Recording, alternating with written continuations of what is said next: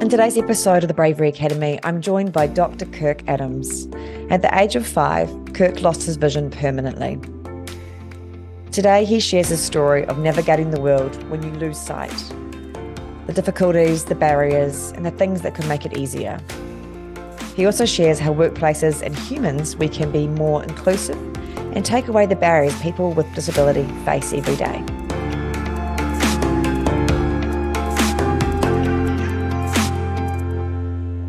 Well, welcome along, Kirk, to the Bravery Academy. I am thrilled to have you on the podcast. Great to be here. So, Dr. Kirk, tell me about where do you live and where are you from? Well, I live in the Pacific Northwest part of the United States. I am from here. I was born in Aberdeen, Washington. For those Nirvana fans out there, I was born in the same hospital as Kurt Cobain, a little fishing lumber town, and live in Seattle in a neighborhood called Leschi. I became blind when my retinas detached when I was 5. My parents, I was born when they were in college. So they were about 25, 26 years old when my retinas detached. I was in kindergarten.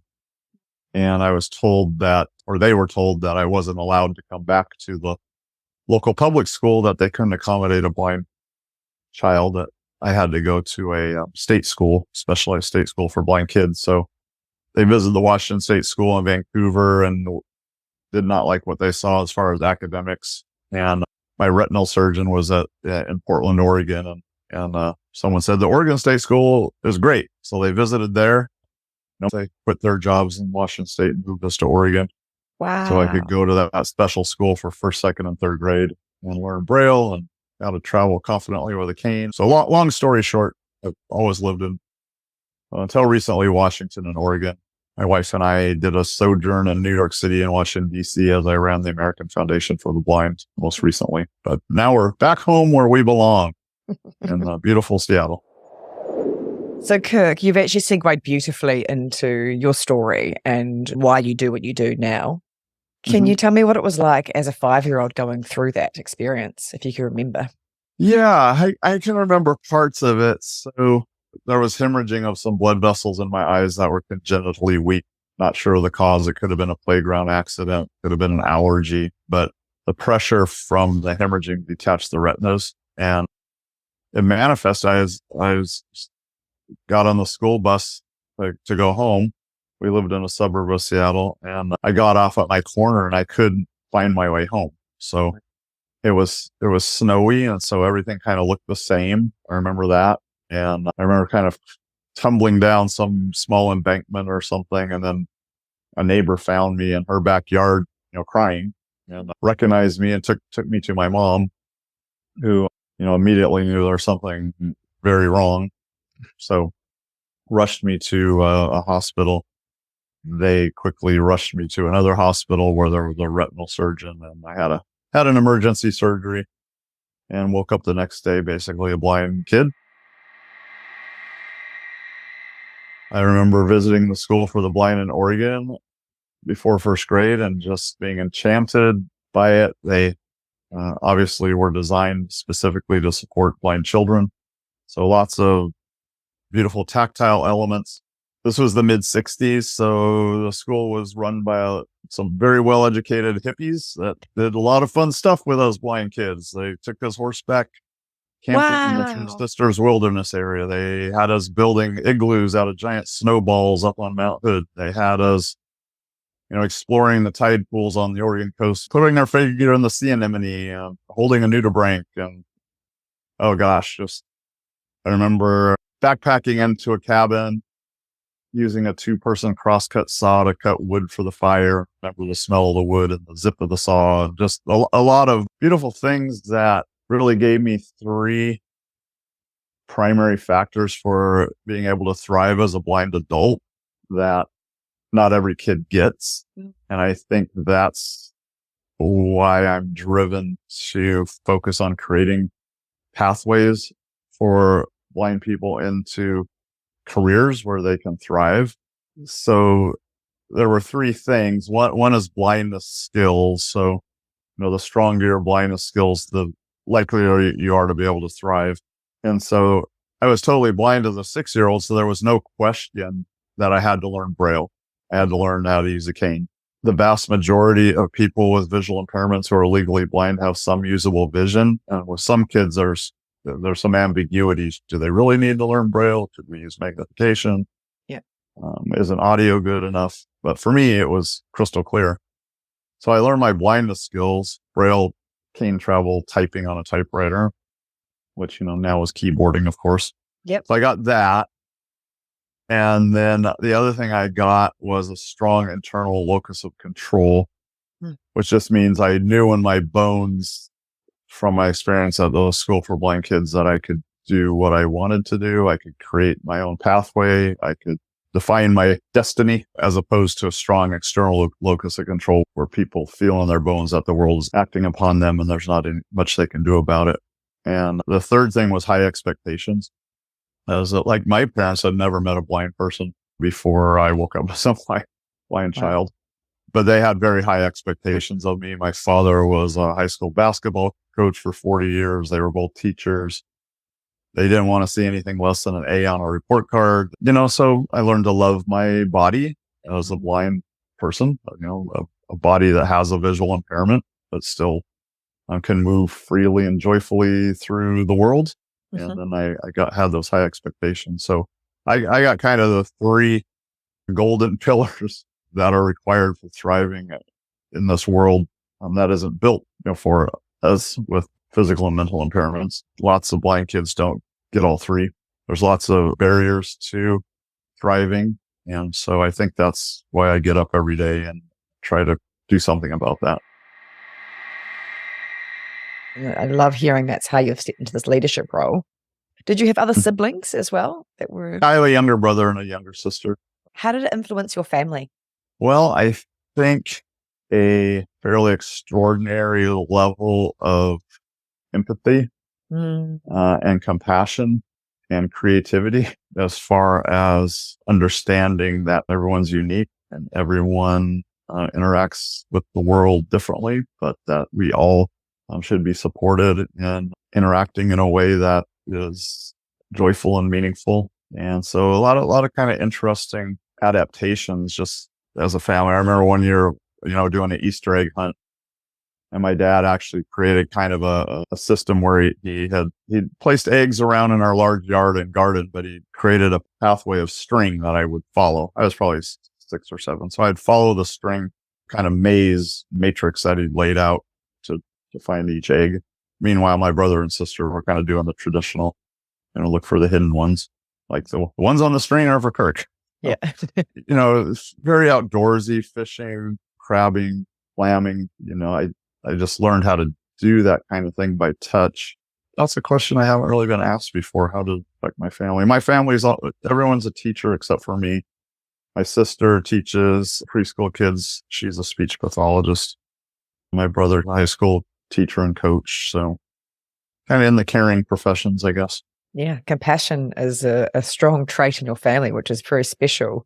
And when you're talking about your parents, they sounded very young when this happened to them. How did they deal with that changes? Like they obviously went, we're going to make this work as best as possible for my son. Well, they both came from really interesting backgrounds. My dad's father died when he was 9 or 10 years old. His mother never remarried, raised by a single mom. He was born in 1939, so, through the 50s. And she was a nurse. She worked on an Indian reservation in Southwest Washington. His father was a doctor on the Quinault Indian Reservation. After his father passed, mom raised 3 kids on a public nurse salary, which wasn't great. He discovered the game of basketball when he was 13 or 14. And I think the coaches, the teammates just really became so important to him.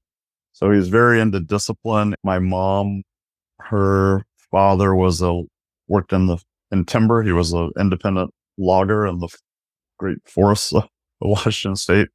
Her mother was a serial entrepreneur. They lived in a log house when she was little and paddled a canoe into town. And her mom owned a nursing home, owned a boarding house, owned a greenhouse to grow flowers for florist shops. very independent, entrepreneurial pioneer spirit. So just a very interesting entrepreneurial, scrappy lot of people. So I think they just kind of took it in stride, really, to say this happened and what's the best we can make of this, and let's get on with it. How did losing your sight change your teenage experience? Well, not change it, but how did it Yeah. shape Oh it? boy. And then, yeah. Okay. Okay, Ema. You've done these. You've interviewed people before.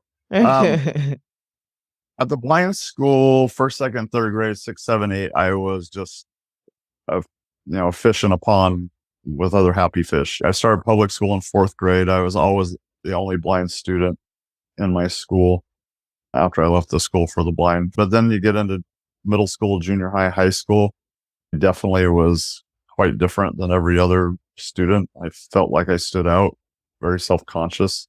In junior high, I went so far as to go to school every day and put my white cane in my locker and try to get through the day without using my cane. Wow. Because I didn't want to be conspicuous. I didn't want to stand out using a cane. Instead, I stood out by falling downstairs and bumping into things. And then in the towns I grew up in, which were rural, when kids turned 16, two things happened. Everyone got a driver's license, and most people got some sort of paid job.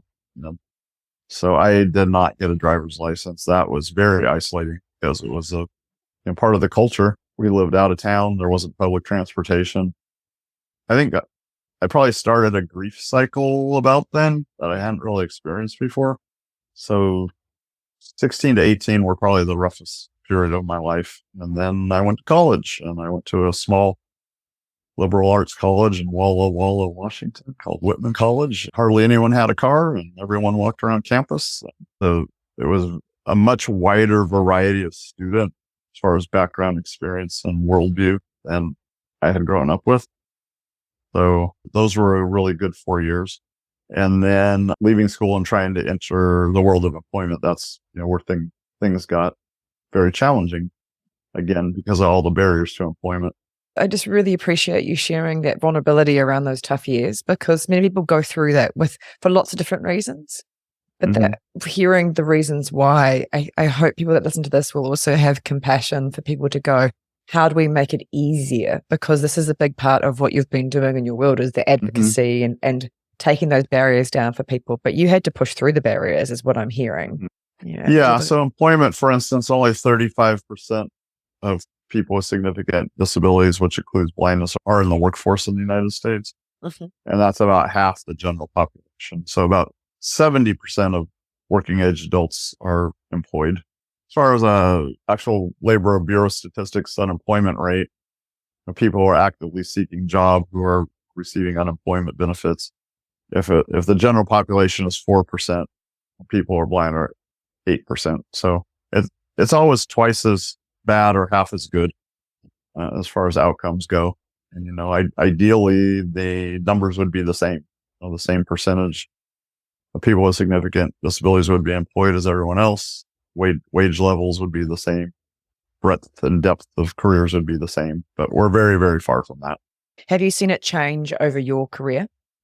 I would unfortunately say not very much. The numbers kind of shift between 35% workforce participation rate, 30%. Doesn't usually get better than 35% workforce participation rate. And the majority of people with significant disabilities work for government or nonprofit and NGO, which, the wage levels in those sectors are lower than the public sector. We tend to not move up the org chart very far. A much narrower band of occupations, so a lot fewer types of jobs. And it's a tough one. That it's a complex set of issues. It's a complex problem. So there's no easy answer. If there was, then we would have fixed it. Employers have misperceptions and misconceptions about the capabilities of people with disabilities. They're missing out, in my opinion, on a great labor pool.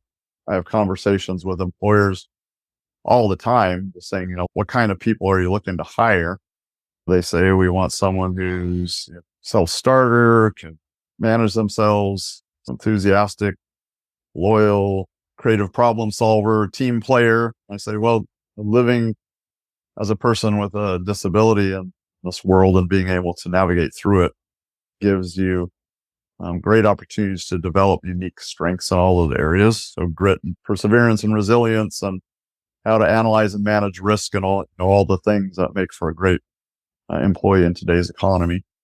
And you read a book like The Talent Code, and it talks about that, how people develop unique strengths by focusing on particular challenges and overcoming particular challenges. That's how people become concert pianists and world champion tennis players, neurosurgeons. They focus on a set of challenges and overcome them, and keep, increasing the severity of the challenge and overcoming and overcoming. That's what happens if you live in the world as a person with a significant disability, as the world was not constructed for us, neither physically, digitally, or socially, culturally. Mm-hmm. So to be able to navigate that, you have to develop a lot of strengths in a lot of areas.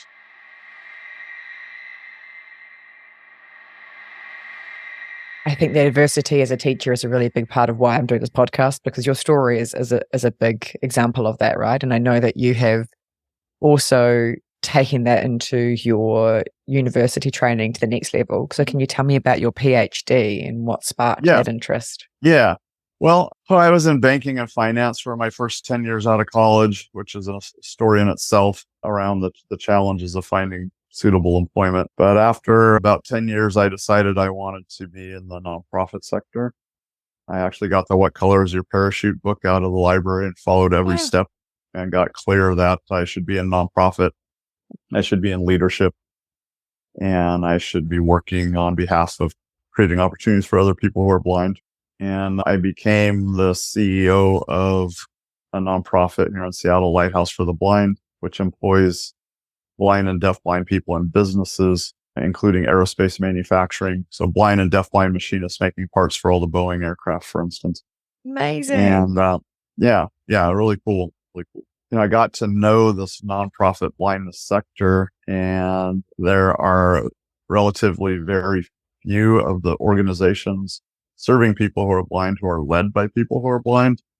Their executive directors or CEOs are primarily sighted people, but God bless them for devoting their lives to supporting people who are blind. But I just came to get really clear that one thing I could do would be to try and help fill this leadership gap. So I strategically got on boards, got on aerospace manufacturing boards and business boards, but also blindness related boards. I thought, there's only one me. I only have one career. I think the highest impact thing I can bring to the table is leadership. Mm-hmm. And so I better really learn how to do that well. So I started searching for doctoral programs in leadership, and I looked at quite a few, and I settled on one offered by Antioch University, which is based in Yellow Springs, Ohio, and has a very strong social justice history and social justice framework. My dissertation is called Journeys Through Rough Country. It's an ethnographic study of blind adults who self-identify as successfully employed in large U.S. corporations, because I felt that the corporate space was the place where I could make the most progress the fastest. As corporations have structures and resources, there's the beginnings of kind of a groundswell around diversity, equity, and inclusion that started with race and gender. I felt I could tap into that, start broadening the conversation to be inclusive of disability.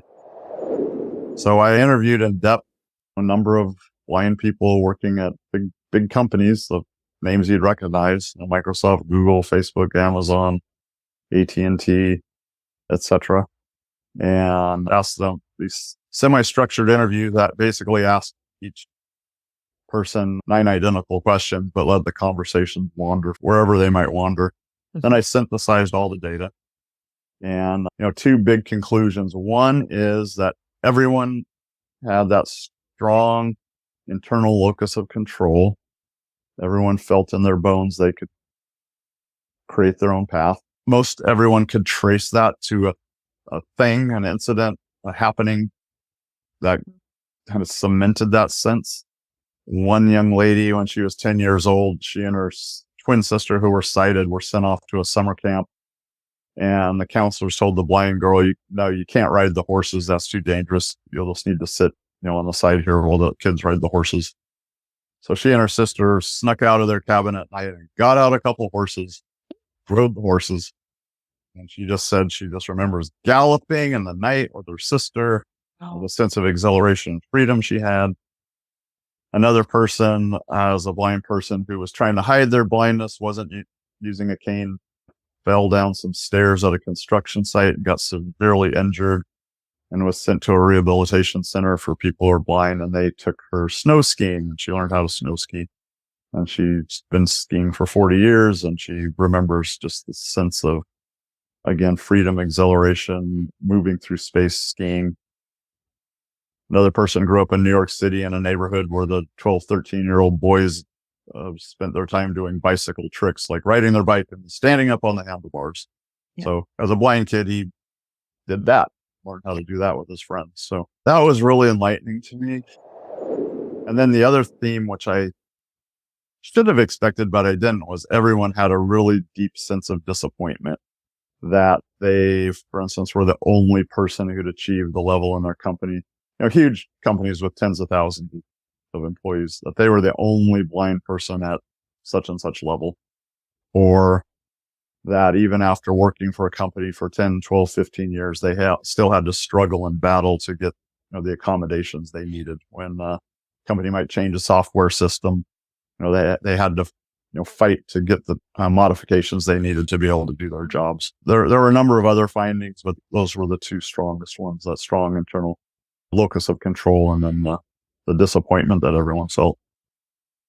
Disappointment's a really interesting one, though. And obviously this is one disability, but this is applicable to so many other ones, right? That we're not making it easy for people to be in the world, and we're not doing that. Then we're not being inclusive, obviously, but we're not allowing people to feel like they have autonomy and a space in the world and culturally connected and socially connected. Yeah. Well, my image is there's a cold winter night and there's a crackling bonfire and there's a circle of people around it, warm and cozy and chatting. And out in the cold dark, there are a lot of other people who aren't in the circle and maybe fearful to try to join the circle, feeling they might not belong, might not be welcomed. So how do we create that culture in organizations and communities and ecosystems where people feel comfortable and welcome? And how do we create conditions where we can make the fires big enough and make the circle large enough so that everyone's included? How do we? Because that's that's your big work, right? And like, what's your learnings from that? Yeah. Well, I think a lot of it is proximity and intentionally creating conditions for proximity. Blindness, for instance, is a low incidence disability. Many people have never had a conversation with a blind person, certainly never worked with a blind person. So as we kind of find instances of inclusion success, I think to build upon those is the strategy. As an example, Walgreens Corporation, 2007, their chief supply officer was a gentleman named Randy Lewis. He had an autistic son. He's retired now, but he was tasked to build a large warehouse and distribution center in South Carolina from the ground up. And he convinced Walgreens leadership to design it to be inclusive of people with developmental disabilities, which they did. 550 employees, 40% of their employees have developmental disabilities. And they partnered with a small university there to track all the data. So they have all the data that shows it's the most productive distribution center. It has the lowest turnover, the lowest absenteeism, the best safety record, the best employee satisfaction. And, you go there and talk to their management, and they talk about the fact they've been in warehousing and distribution for 35, 40 years. They've never worked in a place where everyone cared about each other, where everyone was always actively supporting one another. And I take people there. I work with clients who are in manufacturing who kind of have a notion. We kind of like to hire some people with disabilities. It's probably a good thing to do, right thing to do. I take them there and they spend a day and they see it. They talk to employees and they talk to management. They come out, they're ready to do it themselves. So I think that's a strategy that works. There are some other instances. A person who runs a sophisticated internal help desk for Cisco had a blind roommate in college. He was tasked with kind of turning around the performance of this help desk department. He contacted his local vocational rehabilitation agency. They sent him some blind applicants. He hired some blind people, and he hired some more, and then he hired some more. And productivity is where it should be, and employee satisfaction is great. Quality is the best. Satisfaction to their customers is the best. So there are examples, and I think just to build upon those is a winning approach. What did your time being in New York and being the president and CEO of the American Foundation for the Blind teach you? Mm-hmm. Well, it taught me how to use the subway system in New York City. Wow, I can't imagine that. Blind people who grew up there just do it second nature. I'd never had that experience, so I learned how to do that. I think what it taught me is that although the nonprofit NGO structure is a beautiful thing, it's also limited in its flexibility and ability to be nimble. Here in the US, every nonprofit is required to have a board of directors. So you're working with a board of people who are volunteers, who are giving and donating their time. They have a fiduciary responsibility and a strategic responsibility. So by nature, very risk averse, as they should be. They're there to protect, the organization. I learned that as far as the pros and cons of that structure, at this point in my career, I'm 62. I'm not going to be here forever. I need to get stuff done. And I just felt compelled to be able to do things more quickly, be more creative, take more risks. I can risk my own resources in a way I couldn't risk the resources, of a nonprofit organization that were contributed by donors. So that's a pretty clear takeaway for me at this stage. One of my questions was around losing your sight and what that's taught you by not having that tool. You have what's changed with what you now, how you feel and sense the world. Two things. One is microaggressions, and I'm married to an African-American woman. I'm white. My kids are biracial. They're adults. They identify as being African-American. So I have that intersectionality of experience where people who are not in the dominant culture experience these microaggressions just constantly. Very rarely are they intended with malice. They're usually just unconscious comments people make. I fly a lot. My wife comes on some trips if it's a place she wants to go, and we'll be in the TSA line. Can he give us his ID? Or sitting in a restaurant, what would he like to eat? Right there. Hey, I climbed Mount Rainier. I have a doctorate. I can tell you what I want. And my wife will say, please address Dr. Adams directly. Amazing. But, I see my kids as biracial people experiencing microaggressions as people make kind of racially tinged comments that, they may have grown up saying. They may not even be thinking about it. So microaggressions is one thing. I think I realize that every kind of marginalized people experience that. We have a lot of indigenous people here in the Pacific Northwest, Native American people. So just things like sports teams, name the Warriors, the Indians, mascots, caricatures of Native people. That's the microaggression.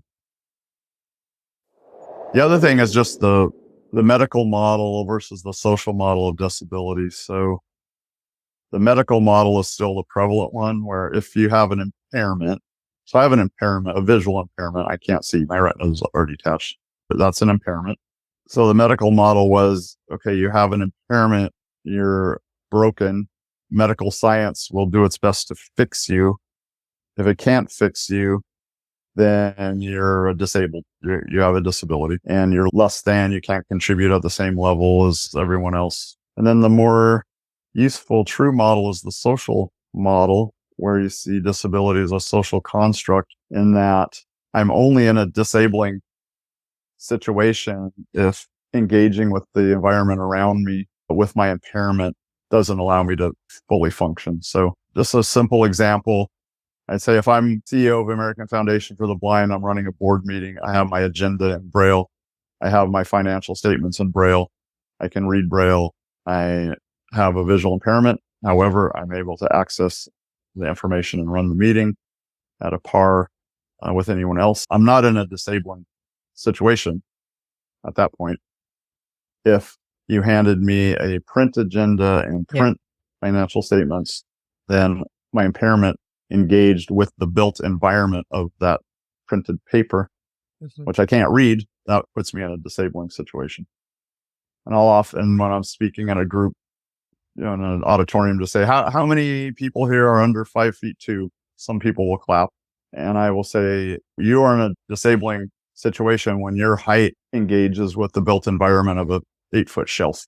You've got something on an 8-foot shelf, you want to get it down, you can't reach it. So you have to get a tool, like a step ladder, and then you're not in a disabling situation because you have a tool you can use, or you create a team. You find your tall roommate or neighbor and have a conversation about them getting that down for you. Some simple examples, but we've got these built physical environments and now obviously digital environments and then social cultural environments, largely constructed by non-disabled people that I think various numbers, some say 15% of people globally have a disability. So that means 85% don't. Yeah. So the world is, built by people without disabilities, for people without disabilities, largely. That's been our history.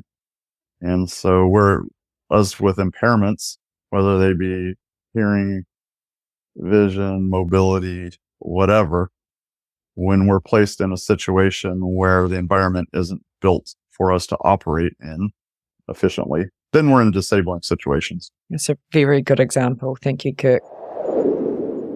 The whole point of this podcast and the Bravery Academy is around figuring out how you build those tools in your life. And the tools that you've shared today around the internal drives, that understanding of that locus of control and the skills that you need to make it less of a barrier is a really good teaching experience for anybody listening to this episode today. Thank you for sharing about your family piece too. Can you tell me what it was like to date your wife and to go through that experience? Oh, well, she would probably have a different story, but it's actually a good story. We went to a small college, about 330 entering freshmen, and they asked you to send in your senior high school picture and a paragraph about yourself, and they put it all in a booklet and mailed it out so that you could see who your classmates would be and learn a little bit about them. And I asked my father and brother to please give me some visual information about the young ladies in the book. And we sat at the kitchen table and had a beer, and they flipped through the book. My dad said, Rosalind Jackson, West Seattle High School, best looking girl in here. Close the book, put it on the table. And first week of college in our freshman dorm, people were introducing themselves in the cafeteria, and a young lady at my table said, Rosalind Jackson, I went to West Seattle High. I made a note of that, and we had a class together, Sociology 115, Social Problems. And after the first midterm, Dr. Farrington asked me to stay after class, and he said, you seem to have a really good grasp of the material, and one of your classmates is struggling a bit, and would you be interested in doing some tutoring? And I said, well, who is that student? He said, that's Rosalind Jackson. I said, yes, sir, please. I would love to do some tutoring. So we started out as classmates and then friends. We spent lots of time together and got to know one another. And to her credit, I think she overcame a lot more reservation about it than I did, both from a disability and a racial standpoint. But we kind of banded together, just got to the point where we saw ourselves being together for the rest of our lives and got married and had our kids. Now we have our first grandchild, who's the love of our life. I just love the layers to it, but also, again, there's adversity and pain in that, right? Of non-acceptance that you've had to struggle with along that journey. Yeah. So one really interesting thing about race, I grew up in very small towns, primarily white population. My dad was a very competitive basketball player. We played with a lot of African-American teammates who came to our house. We went to their houses, and My grandfather, was a doctor on a Indian reservation. So I think for someone living in such isolated rural places in the Pacific Northwest, I think I had a out of the ordinary exposure to different types of people growing up, which was a blessing.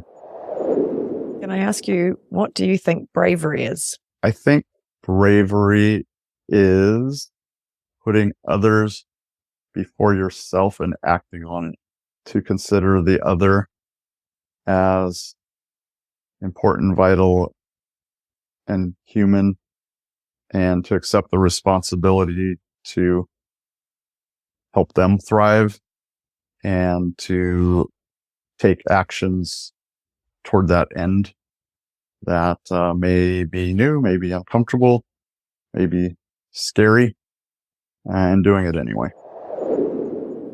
You have been an absolute pleasure to speak with today. I feel like every interview that I have in this podcast gives me a gem and a little window into how somebody shows up in the world and how we can create bravery in every day. And your role that you're doing in business and in leadership is truly inspiring. So thank you so much for what you're doing, and you're sharing all your layers of your story today. Yeah, well, thank you. You're a good interviewer. You made me talk about stuff I've never really talked about, in this kind of forum before. So good on you. I have a superpower as a physio that I get to all the little nuts and cracks and what's happening in people's lives. Yeah, that's right. Didn't know it was going to work so well on the podcast, so thank you. Mm-hmm. And if anybody wants to, learn more about how they can help or support people, where could they go? What could they do? They could reach out to me. LinkedIn is something I am on every day. So it's Kirk Adams. My company is called Innovative Impact LLC. My email address is my first initial and last name, kadams@innovativeimpact.consulting. I really appreciate that. Your time, your wisdom, and your passion of helping others. So thank you today, Dr. Kirk, for your time.